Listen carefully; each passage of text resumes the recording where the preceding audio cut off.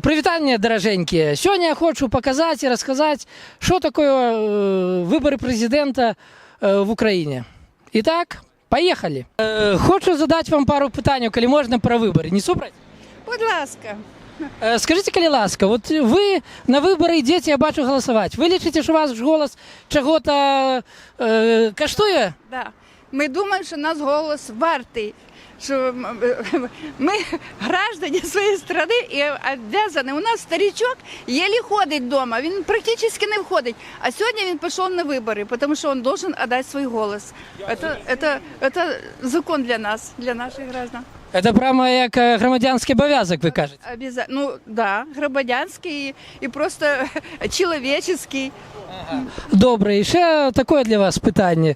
Як ви лічите, ці вибори щось змінять для України, як такової? Ну, ми сподіваємося. А що ви чекаєте? Ми ж йдемо сюди голосувати. А чого ви чекаєте конкретно, окрім того, що виберуть когось у президенти? Там покращення життя. Ми чекаємо, що более решительных шагов от власти, от новой власти. Потому что старая власть, мы надеялись на другое, понимаете? Мы стояли на Майдане, мы там мерзли, мы там добивались. Ну, было такое, понимаете, ну, народ, як по-українськи, піднесення. Все старались что-то сделать. Но наши ожидания, вот мои, например, ожидания не оправдались. Я желаю другого чего-то, поэтому я иду на выборы. Зрозуміло. Только демократическим путем. Никаких Майданов, никаких революций. Мы можем сделать это сами. Ну, зрозуміло, цікаво. А ще таке питання. Чим, по-вашому, теперішні вибори відрізняються від минулих виборів президента? Понимаете, теперешние выборы, вот мы все понимаем, граждане, что эти выборы очень много значат. Ну, всегда на выборы идешь и чего-то ожидаешь от выборов, всегда. Но сейчас мы хотим, чтобы мы были сами хозяевами нашей страны, а вот это, кого мы выбираем, это наши менеджеры. Как мы...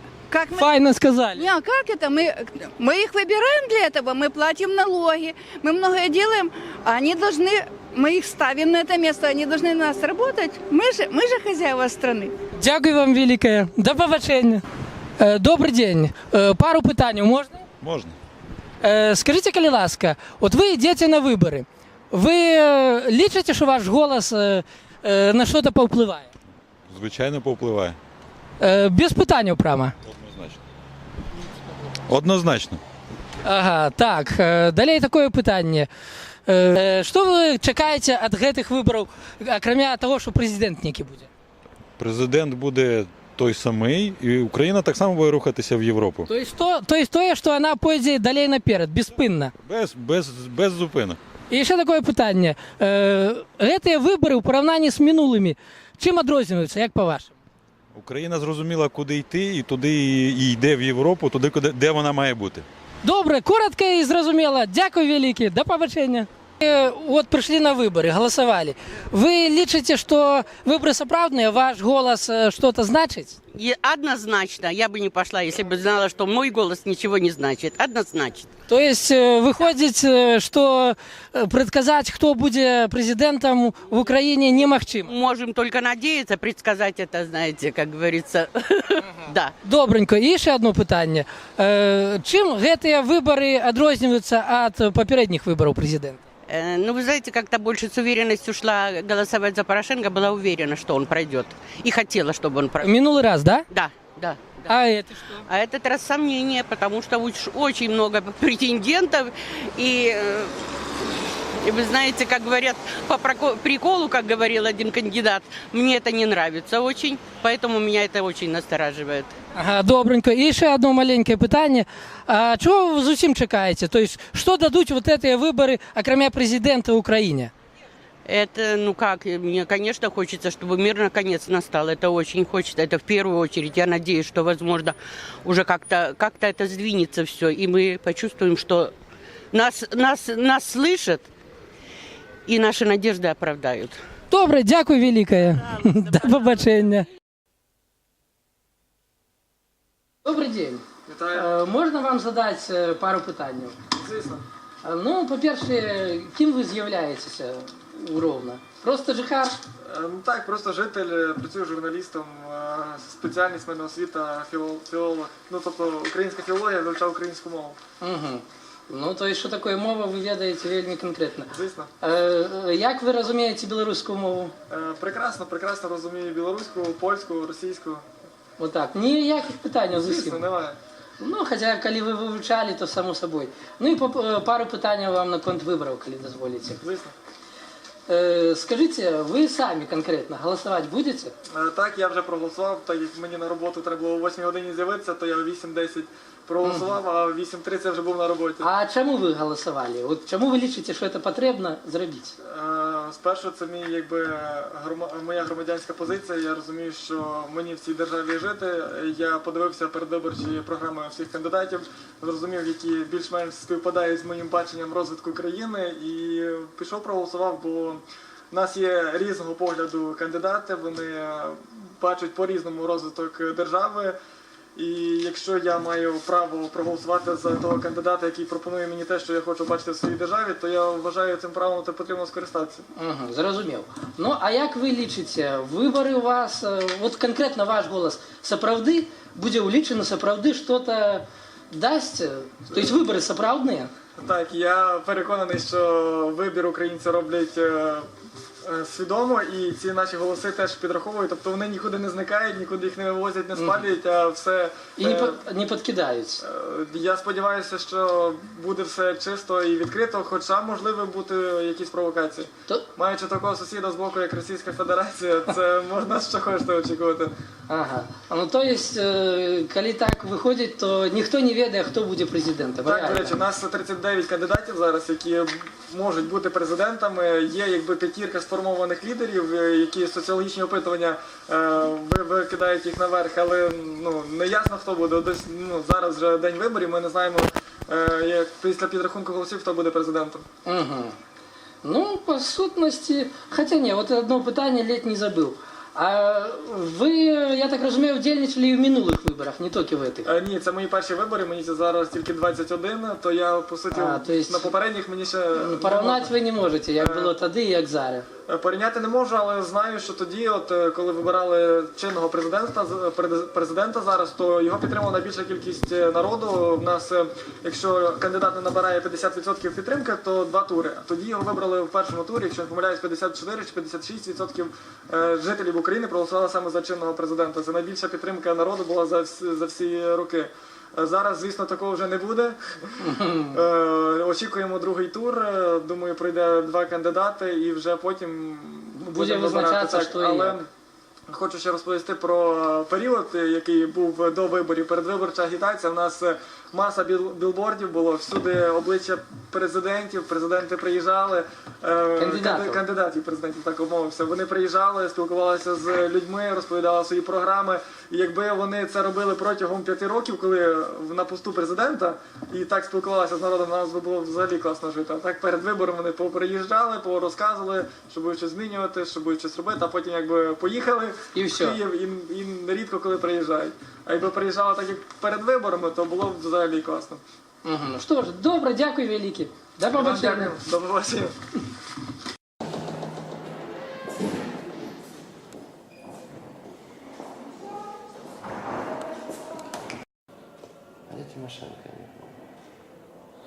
Вот хотелось бы, бачите, наехать на один из...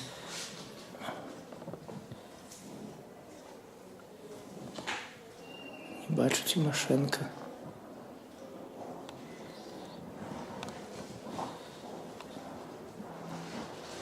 Власне, також ще нами було зафіксовано проведення агітації власне в соціальних мережах, зокрема на сторінці соціальної мережі Facebook політична партія «Воля Рівне» було опубліковано повідомлення з закликом голосувати за кандидата на пост президента. І, власне, з такими словами, що звертаюсь до всіх прихильників партії «Воля», просимо вас піти сьогодні на виборчі дільниці та проголосувати за Юрія Дерев'янка.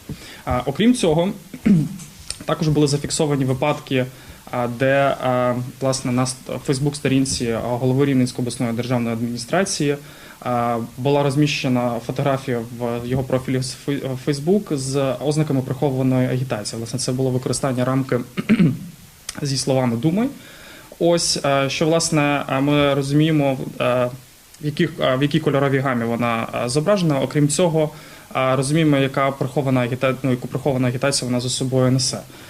Окрім цього, також було зафіксовано ще власне також пост в соціальній мережі Facebook голови Рівненської районної державної адміністрації, де власне він говорить про те, що мій голос був важливий, зробив вибір на підтримку руху України в ЄС та НАТО, та кандидатів багато, президент один, що власне використовується один з передвиборчих лозунгів одного з кандидата в президенти.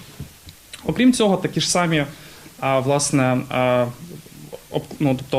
рамки в фотографіях профіля Facebook, також з надписом «Думай», були зафіксовані в Анатолія Смоглюка, це власне голова Зарічненської районної державної адміністрації, та Олександра Середи, голови Рівненської Костопільської районної державної адміністрації.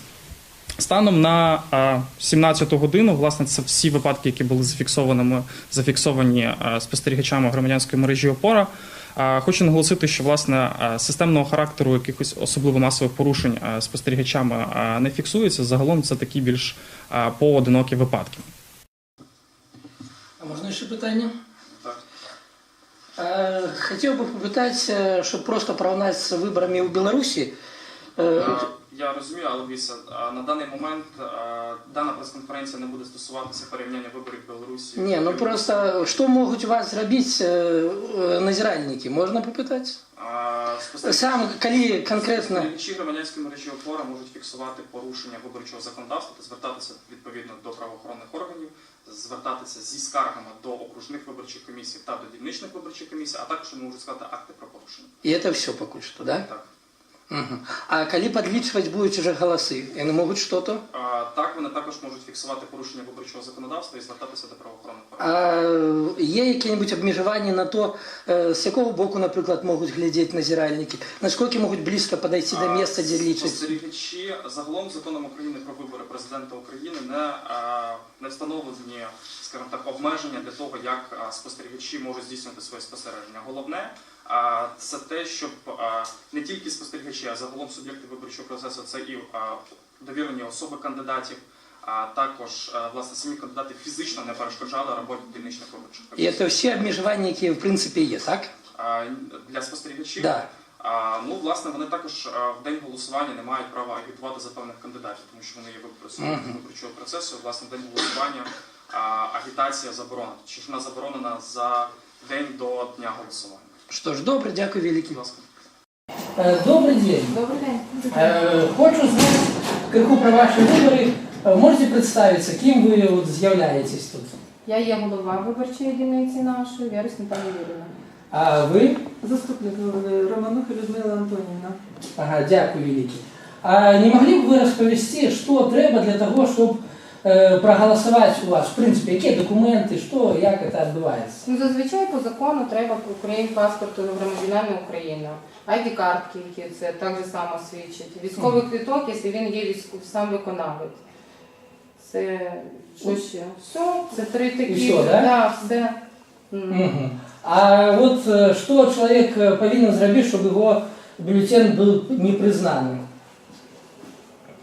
Ну, що треба зробити? Ну, що от може чоловік зробити, щоб його бюлетень Ну, може проголосувати більше там одної позначки. Або між тими кандидатами на пост президента. Ми теж можемо його признати недійсним. Що ще там йде? Або він іде, ну там, случайно дві, я кажу, позначки позначить. Він тільки має право один раз прийти нам, і ми йому бюлетень поміняємо. Да, можемо другий раз йому голос. І ще хотілося б довідатися. От назиральники, які правила, як вони можуть що робити? У нас, наприклад, коли лічать бюлетені, назиральник може стояти тільки з одного боку стола і не менше, ніж за 3 метри до стола. Ближей просто не має права підійти в Білорусі. Это один момент, який у нас є. Другий момент. Коли саме вибори проходять, коли люди голосують, назиральники можуть просто присутничати в залі і сидіти на місці. Вони не мають права ходити, глядіти туди. У вас так само? У нас, в принципі, все так само. Людина не надзиратель, спостерігачі у нас, да, вони дивляться, коли видаються бюлетені, коли ми видавали списки. Все вони дивляться і собі в залі вони так же само у нас сідають, не дають перешкоди людям голосувати. Вони можуть наблюдати, але не підходять там до скриньок, да, вони мають право підійти до кабінок, передивитися, чи є, якщо це цікаво їм, чи все То есть у добре. вас можно подойти... Ну, спостерігач має право підійти і глянути в Нас кабінки. немає. Ні, ну то якщо він хоче. А Нас так він має право. Да. А от коли підлічують потім? Ну, коли підлічують потім, я вам нічого не скажу, так як я це перший раз голова. Ну, Я і ще то- ні разу не була членом ДВК. Я не на одних виборах. Так що насчет підлічують, я вам нічого не скажу. Що ж, от за це Ну. велике дякую. І ще одне криху провокаційне питання. У нас на кожному виборчому участку є така штука, як буфет, щоб люди якби прийти могли. Свято. Да, фактично так і кажуть, щоб люди менш думали, буває, що там ще який-небудь місцевий ансамбль виступає, а у вас, я бачу, цього немає. Чому? Ні, чому? У нас буде відкрито тут час, трошки дівчинка пізніше, десь 10 години, але вона буде присутня тут. У нас буде відкрито. Так само буфет. Ну, там не буфет, а якісь булочки, напої можна взяти, там, якщо по бажанню це все. Да, у нас возять прямо літні з всього города саме ліпше на Ну, участку. бачите, у нас трошки по-інакшому. У нас в некоторих школах, може, навіть таких букетах на виборчих дільницях може і не бути. У нас є відведене місце спеціально для цього. Людина приходить трошки пізніше, але вона сьогодні має. Ну. Що ж, добренько, дякую велике. До побачення. Будь ласка, до побачення. А зараз буде друга частка, поважані, в якій конкретно буде бачно, що і як відбувається на виборчому участку, як люди голосують, як відбувається підлік голосів. Так як я сам не журналіст, я не мав права це знімати. Ну, ведаєте, як кажуть, Бог допомагає тим, хто допомагає собі сам. Типа іншому удача любить смілих. Так вийшло і в моєму випадку. Мені пошанцювало зустрітися з місцевим журналістом Вадимом Морозом, який дозволив використати частки з його відео. І так, поважані, друга частка.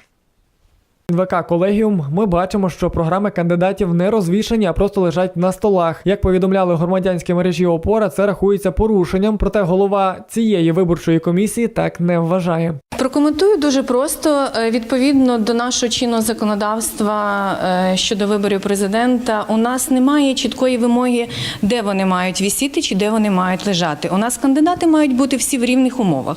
На сьогоднішній день у нас тут всі кандидати в алфавітному порядку, в 2 екземплярах.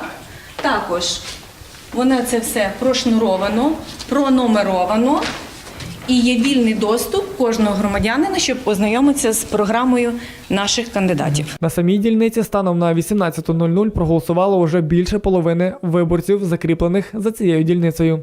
Вікову категорію, в принципі, сказати не можу, різна вікова категорія. А ось станом на 7 вечора не скажу, а от на 6 скажу, 1131 людина вже проголосувала.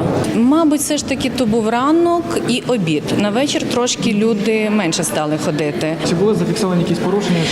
Ну, слава Богу, ні, тихо, спокійно, гарно, з позитивом. До дільниці, яка розташована, члени виборчої комісії закривають дільницю та готуються до підрахунку волевиявлення громадян. 450, використано 314, не використаних 136. Спершу рахують контрольні талони та невикористані бюлетні. Після ці бюлетні виводять із дії та упаковують у відповідні коробки. Ножниць нема, одну пару видали. Беріть лінійками і таку гасіть. Працюємо.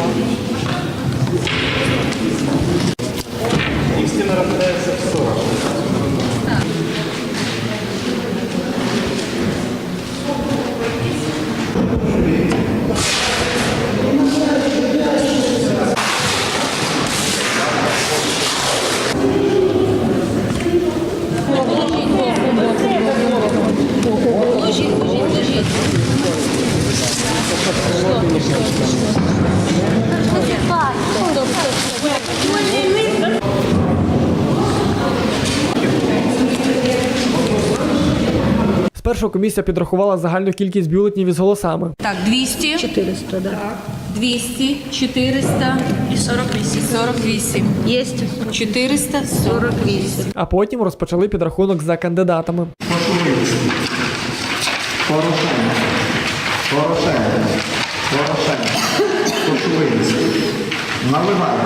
Майже 5 годин підрахунку, і виборча комісія не стримує радості від того, що кількість використаних бюлетнів зійшлася із кількістю людей, які проголосували. На виборчій дільниці номер 560-928 уже завершили підрахунок голосів та майже завершили їхнє упакування. Представники виборчої комісії після підрахунку голосів коментувати нам будь-що відмовилися, посилаючись на втому, проте повідомили, що на їхню виборчу дільницю прийшло 1229 виборців, які переважно віддали свої голоси за таких кандидатів. Найбільше тут отримав Володимир Зеленський із 353 голосами підтримки. На другому місці йде Петро Порошенко із 301 голосом підтримки, і замикає трійку лідерів на цій дільниці Юлія Тимошенко із 143 голосами підтримки. Зіпсованих бюлетенів було зафіксовано 23. Зараз виборча комісія доповнює протоколи, ставить там свої підписи, а пізніше усі бюлетні і додаткові до них документи повезе уже на окружну виборчу комісію. Заповнивши усі протоколи та опакувавши бюлетні з голосами у коробку, члени виборчої комісії вантажать усю документацію в автівку та їдуть до окружної виборчої комісії номер 152.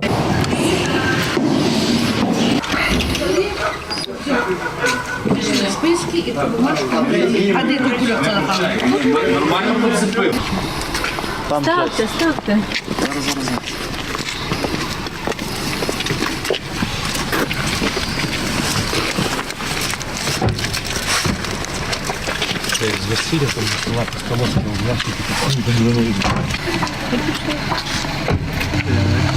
Всередині приміщення засідання веде окружна виборча комісія. Вони затверджують результати голосування. Лише після їхнього затвердження голови виборчих комісій можуть видихнути із полегшенням. Є пропозиція, шановні колеги, прийняти протокол виборчої дільниці 560-925 без зауважень. Хто за дану пропозицію, прошу голосувати. Хто за, проти, утримався. Дякую. Усі коробки з бюлетнями складають в одному місці. Тут будуть знаходитися результати волевиявлення майже усього міста. Наразі триває безперервне засідання окружної виборчої комісії. Здійснюється прийом протоколів від дільничних виборчих комісій. На даний момент у нас опрацьовано більше 20 вже дільничних виборчих комісій із 100. Поки що все йде нормально. Декілька дільниць, звичайно, відправились на уточнення у зв'язку з математичними помилками. Невеличкі такі були. Нічого поки що серйозного або особливого ще не було.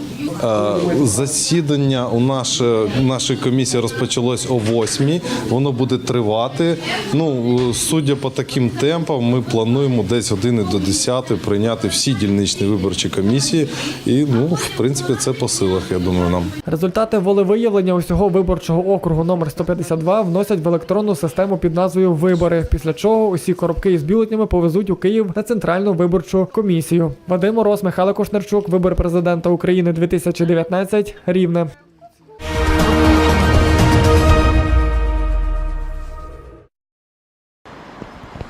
Ось ви і побачили, що таке вибори в городі Ровно. Вельми вдячні рівнянам, вельми щирим і відкритим людям. Нам, білорусам, є чому повчитися у їх. І до того ж, глядіть інші мої відео, підписуйтесь, ставте отак. Коли не сподобалось, в принципі, можете і так. Так мені більше подобається. До побачення, до нових. Я смотрела в Ютубе ваш ролик. Мой конкретно. Ваш, конечно. Когда вы сначала начали за вокзал железнодорожный, немножко его поругали. Но потом, между прочим, мы с вами какая-то даже земляки. Мой папа, знаете, откуда? Из Добрушек, Гомельской области. Бачите. Да, бабушка. Тоже Полесье. Полесье. Да, и бабушка, дедушка оттуда у меня была 2 года тому назад у вас.